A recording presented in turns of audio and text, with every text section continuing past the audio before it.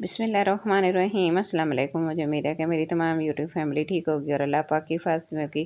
आज हम चिप्स पकौड़ा की रेसिपी बनाएंगे। बहुत ही आसान तरीके से बनाएंगे और जब आपके पास से अफ्तारी में टाइम कम हो तो जल्दी से ये रेसिपी बनाइएगा। बच्चों और बड़ों की सबकी फेवरेट है। जल्दी से अपनी रेसिपी को शुरू करते हैं।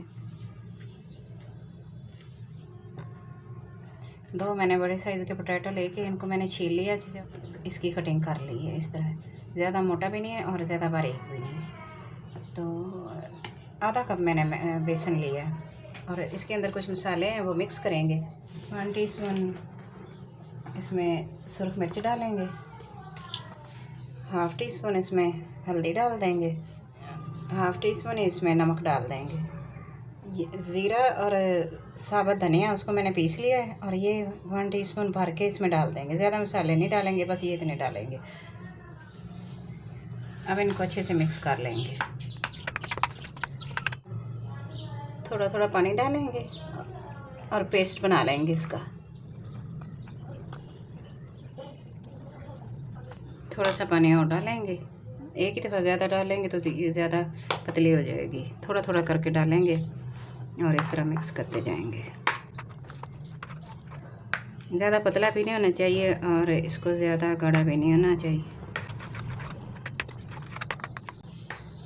और ये इस तरह ना थिक सा बैटर बन गया। देखिए बस इस तरह में चाहिए। अब हमने क्या करना है, एक एक पीस को इसके अंदर डिप करना है। इस तरह करके एक एक पीस को इस तरह करके इसको ना इस तरह बना के बस इस तरह पकड़ के, छींटे भी नहीं गिर रहे। देखें इस तरह का होना चाहिए, साथ चिपक जाए। और इस तरह बच्चे बड़े और सारे शौक से खाते हैं। तो ये झटपट तैयार होने वाली है। अगर आपके पास टाइम कम है, अफ्तारी का टाइम है, तो फिर आप इस तरह की बना के जल्दी से अपने दस्तरखान को सजा लें। तो इसको ऑयल गर्म हो गया है। अब हम इसी तरह इसके अंदर डालते जाएंगे।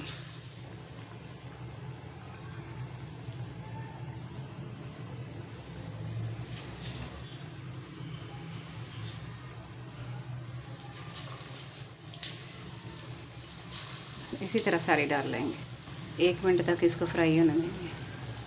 अब इसको चम्मच के साथ हिलाते हैं। आग इसकी मीडियम होनी चाहिए, मीडियम से बिल्कुल स्लो। ज़्यादा आग पे ये ऊपर से कलर इनका डार्क हो जाएगा और अंदर से ये कच्चे रह जाएंगे। इसलिए स्लो आंच पे 5 मिनट इनको फ्राई होना चाहिए। चलें, तैयार हो गई हमारी चिप्स और इसको हम निकाल लेते हैं।